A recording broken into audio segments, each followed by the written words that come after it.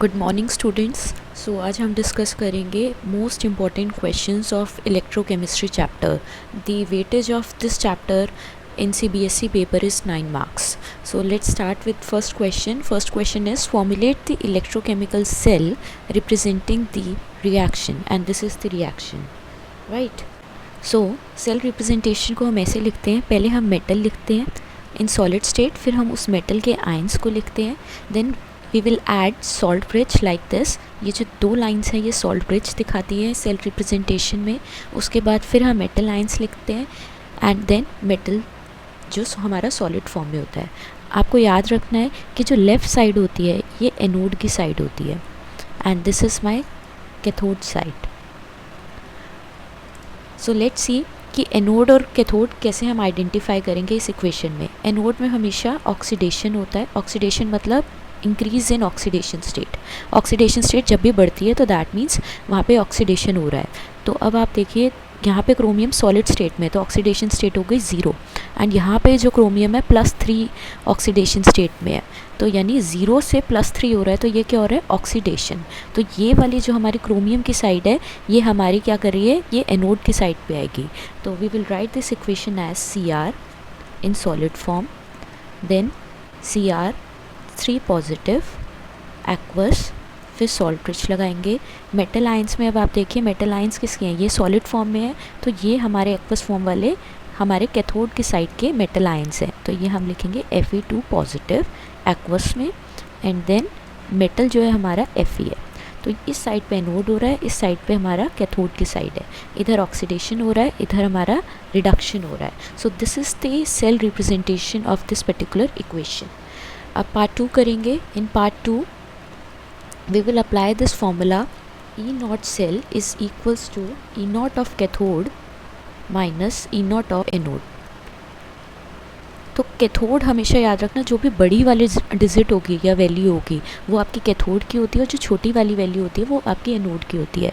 तो -0.74 और -0.44 में छोटा जो नंबर है वो आपका है -0.74, तो यानी ये आपका एनोड की वैल्यू है एंड ये आपकी कैथोड की वैल्यू है। आप लिख भी सकते हो ये बड़ी वाली है एंड ये छोटी वाली वैल्यू जो होती है आपकी एनोड की होती है।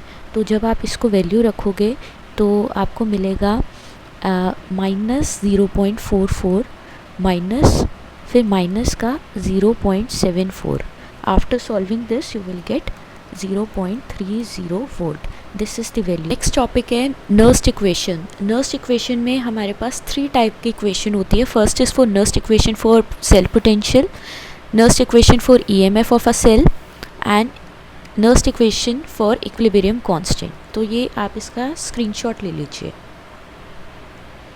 Question number 2 is calculate the EMF of the following cell at 25 degree Celsius and this is the cell. ठीक है, अब सेल रिप्रेजेंटेशन हमें दी है, इक्वेशन बनानी है। तो इक्वेशन बनाने के लिए हमें पता है, पहले हमें क्या पता होना चाहिए कि ऑक्सीडेशन पे क्या आएगा एंड रिडक्शन किसका होगा। तो जो हमें इक्वेशन मिलेगी वो मिलेगी FeS plus 2H positive aqueous gives Fe2 positive aqueous plus H2 gas. अब E नॉट सेल हमें चाहिए होगा क्योंकि हमें नर्स्ट इक्वेशन में E नॉट सेल चाहिए होता है। तो E नॉट सेल का फॉर्मूला था E naught cathode minus anode.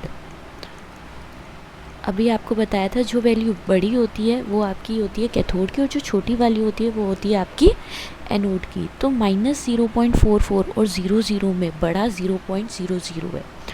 सो इसको आपको सॉल्व करके मिलेगा 0 माइनस का 0.44 equals to 0.44। Now we will apply Nernst equation. What is Nernst equation? Nernst equation कहती है कि ई सेल जो होता है, E cell is equals to E not cell minus 0.0591 upon n log of Fe2 positive upon H ion. यहाँ पे H का stoichiometry 2 है तो यहाँ पे हम स्क्वायर लगा देंगे, दैट्स इट। अब हम इसमें वैल्यू सब्सटीट्यूट कर देंगे। तो E नॉट सेल की वैल्यू हमारी आई 0.44 minus 0.0591 the value of N, number of electron इस केस में 2 होते हैं,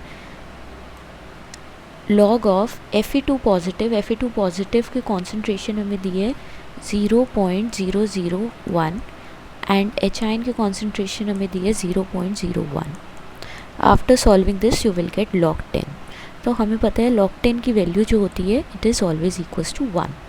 तो इस वैल्यू को आप सॉल्व कर लीजिए, आप you will gate 0.41 volt.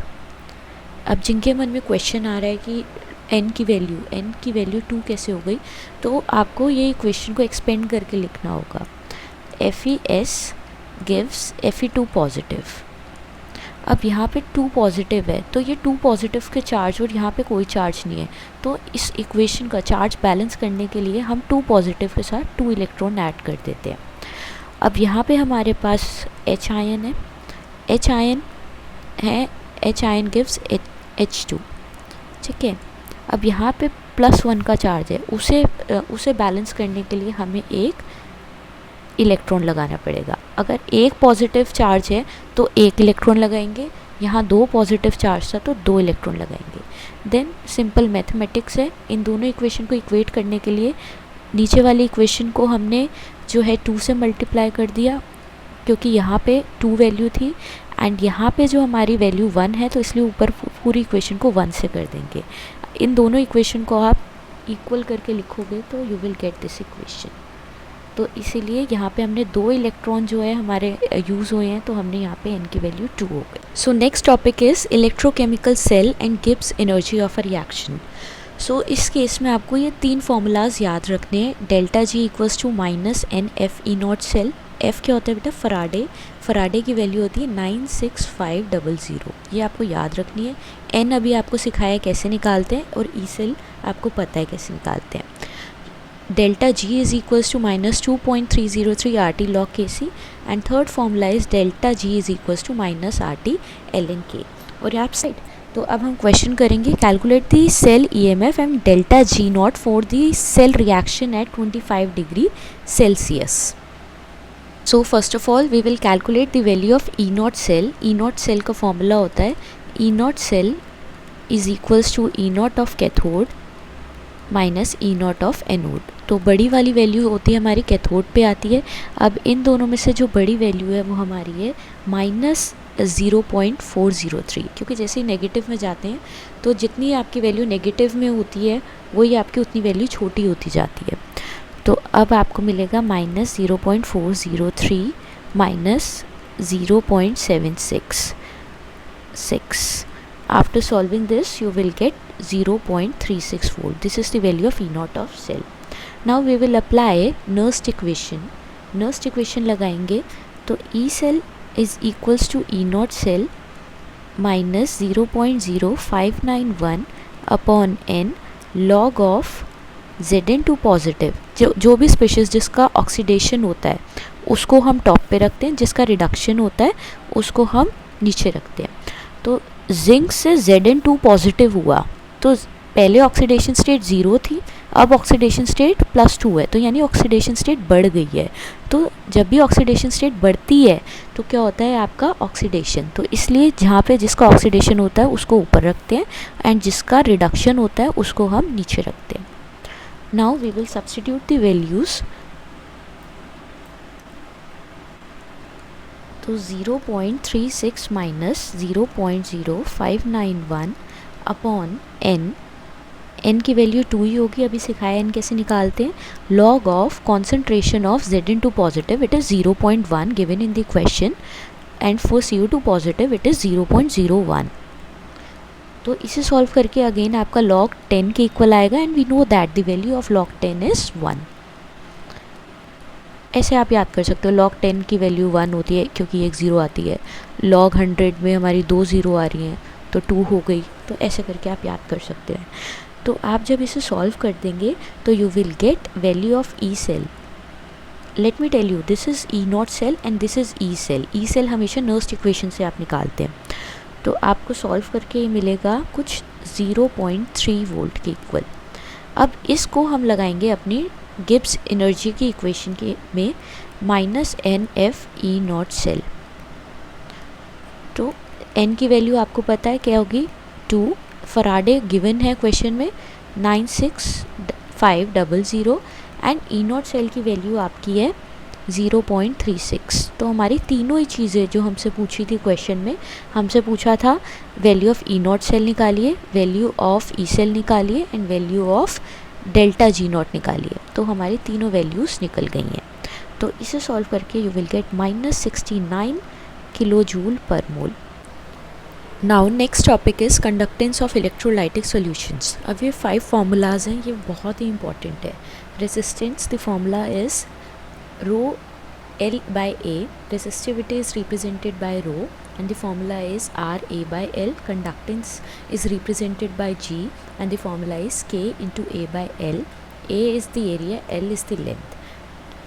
Then we have conductivity. The formula for conductivity is G into L by A, and fifth formula is again for conductivity, that conductivity is equals to cell constant upon R. And cell constant is represented by G star. G star का formula होता है R into K, that is conductivity. तो इसका आप एक screenshot ले लीजिए। Now next topic is molar conductivity, बहुत ही इंपॉर्टेंट टॉपिक है। तो what is molar conductivity? It is molar conductivity of a solution is the conductance of solution containing 1 mole of electrolyte kept between 2 electrodes having unit length and large cross sectional area. Formula जो है molar conductivity का again बहुत important है। Molar conductivity is equals to kappa upon C, this is the formula and this is the formula for molar conductivity in terms of molarity, kappa into 1000 upon M. Unit जो है आपकी molar conductivity की, ये भी paper में पूछी जाती है। Unit is S represent siemens metre square per mole. In this question first of all we have to calculate the value of resistivity. Resistivity के लिए हमें एरिया चाहिए and we know that the formula of area is pi r square. So let's start with resistivity. A is equals to pi r square. Value of pi is 3.14। 1 centimetre is the dia, so that means radius जो होगा it will B 1/2 square. So you will get 0.785 centimeter square. Now value of resistivity can be calculated by this formula, rho is equals to R A by L. So value of resistance is 5.55 into 10 raised to power 3.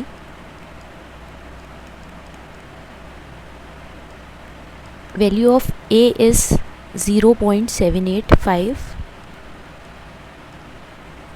L is 50 centimeter, so you will get 87.1 ohm centimeter, which is the SI unit of rho. Now second thing is conductivity. The formula of conductivity is 1 by rho, just reciprocal of resistivity. So 1 by 87.1. So after solving this you will get 1.14 into 10 raised to power -2 Simon centimeter inverse. Now in third part you have to calculate the value of molar conductivity. Okay, molar conductivity, the formula is kappa into 1000 upon m. The value of kappa is 1.14 into 10 raised to power -2 into 1000 upon m. M is 0.05. It is given in the question, 0.05. So after solving this you will get 229.5 Simon centimeter square per mole. Don't forget the SI unit. Next topic is variation of conductivity and molar conductivity with concentration. So पहले conductivity क्या होती है? Conductivity में हम क्या करते हैं, 1 मोल electrolyte को वाटर में डिज़ोल्व कर देते हैं एंड वो डिसोसिएट हो जाता है अपने आयंस में। फिर वो आयन कितनी कंडक्टिविटी करते हैं उसको हम मेजर करते हैं। तो नेक्स्ट पढ़ते हैं हम कॉन्सेंट्रेटेड सोल्यूशन, डायलेटेड सोल्यूशन। आपको याद रखना जो कॉन्सेंट्रेटेड सॉल्यूशन है उसमें लेस नंबर ऑफ आयंस होते हैं। जैसे ही हम डाइल्यूटेड सॉल्यूशन बनाते हैं तो हमारा जो आयंस होते हैं, नंबर ऑफ आयंस जो होते हैं जो इलेक्ट्रोलाइट के, वो ज़्यादा डिसोसिएट हो जाते हैं, जिसकी वजह से हमारी कंडक्टिविटी इंक्रीज़ हो जाती है।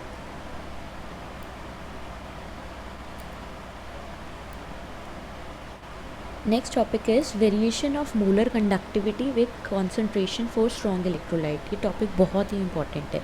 Now in this case we have two types of electrolyte, we have strong electrolyte and weak electrolyte. Strong और वीक इलेक्ट्रोलाइट में ये डिफरेंस होता है कि स्ट्रॉन्ग इलेक्ट्रोलाइट के जो आयंस होते हैं वो कम्प्लीटली डिसोसिएट हो जाते हैं आयंस में। ऑन द अदर हैंड जो वीक इलेक्ट्रोलाइट होते हैं वो पार्शली डिसोसिएट होते हैं, राइट। तो अब हम पढ़ेंगे this graph is very important. This is for strong electrolyte. Strong electrolyte के केस में आपको याद रखना है कि जो ग्राफ मिलेगा ये स्ट्रेट लाइन का मिलेगा। This is for strong electrolyte. This is molar conductivity versus concentration graph. Slope की वैल्यू -a होगी। जो स्ट्रॉन्ग इलेक्ट्रोलाइट होते हैं उनकी molar conductivity can be calculated using this by using this Debye Onsager equation. Limiting molar conductivity is represented by lambda naught m. Lambda naught m क्या होता है कि एक मान लीजिए आपका एक सोल्यूशन है, उसमें हम इनफाइनाइट डाइल्यूशन करा रहे हैं।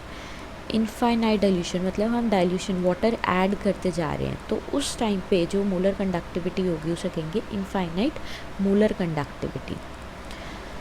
Next is this graph. अब आप देख सकते हैं ये जो ग्राफ है ये पैरेलल है यहाँ से भी यहाँ से। तो आपको इस केस में कोई भी वीक इलेक्ट्रोलाइट के केस में जो ये ग्राफ होता है ये थोड़ा कर्वी होता है, तो इस केस में आपको कोई भी वैल्यू नहीं मिलती। तो इस केस में हमें लिमिटिंग मोलर कंडक्टिविटी निकालने के लिए हम यूज़ करते हैं कोलराश लॉ। सो अब हम पढ़ेंगे Kohlrausch law of independent migration of ions. Favourite topic of CBSE, बहुत इंपॉर्टेंट है। So according to this law, limiting molar conductivity of an electrolyte is the sum of the individual contributions of the cation and anion of the electrolyte। मतलब ये है कि जो limiting molar conductivity होती है, let's say NaCl की निकालनी है, तो it is equals to limiting molar conductivity of Na positive, Na से बना है, and limiting molar conductivity of Cl negative. दूसरा एग्जाम्पल लेते हैं, let's say we have to calculate the limiting molar conductivity of KCl, तो it will be equals to limiting molar conductivity of K positive cation and anion क्या है इसमें Cl negative plus limiting molar conductivity of Cl। Now let's try one question. Calculate limiting molar conductivity of acetic acid. First of all, you should know what is the molecular formula of acetic acid. It is CH3COOH. Okay, so we need to calculate the limiting molar conductivity of CH3COOH. तो इसके इसमें हमारे cation and anion क्या होंगे? अनायन होगा limiting molar conductivity of CH3COO negative and हमारा positive मतलब हमारा जो कटायन होगा limiting molar conductivity of H positive, right. तो ये हमारा होगा। यहाँ पे हमें दिया है CH3CO Na instead of CH3CO negative, हमें Na थोड़ा एडिशनल है एंड यहाँ पे Cl एडिशनल है और इधर भी अभी यहाँ Cl एडिशनल है। ओके, तो अब हम क्या कर सकते हैं, इसी डेटा को यूज़ करके हमें लिमिटिंग मोलर कंडक्टिविटी निकालनी है एसिटिक एसिड की। So limiting molar conductivity of CH3COOH is equals to limiting molar conductivity of CH3CONA। अगर हम इस वाली को और इसको दोनों को ऐड कर दें और उसमें से ये NaCl माइनस कर दें तो हमारा CH3COH की मोलर कंडक्टिविटी आ जाएगी। तो limiting molar conductivity of CH3CONA plus limiting molar conductivity of HCl। अब ये NaCl जो आ रहा है ये एक्स्ट्रा आ रहा है तो इसे हम सब्ट्रैक्ट कर देंगे, तो minus limiting molar conductivity of NaCl। Values डाल देंगे तो 91 प्लस HCl की है 426 माइनस इसकी है बेटा 126। तो after solving this you will get 391 siemens centimetre square per mole. This is the SI unit. Degree of dissociation is represented by alpha, and for weak electrolyte alpha is equals to molar conductivity upon limiting molar conductivity. Second formula is K is equals to C alpha square 1 minus alpha. This K is known as dissociation constant. अब इसके बाद के जो हमारे topics हैं like electrolytic cells and electrolysis में, जिसमें हम बैटरीज़ के बारे में पढ़ेंगे, कोरोजन के बारे में पढ़ेंगे. इसके नोट्स मैंने डिस्क्रिप्शन में डाल दिए हैं. आई होप ये आपको वीडियो अच्छी लगी होगी. अगर अच्छी लगी है तो प्लीज़ चैनल को सब्सक्राइब एंड वीडियो को लाइक करें. Thank you.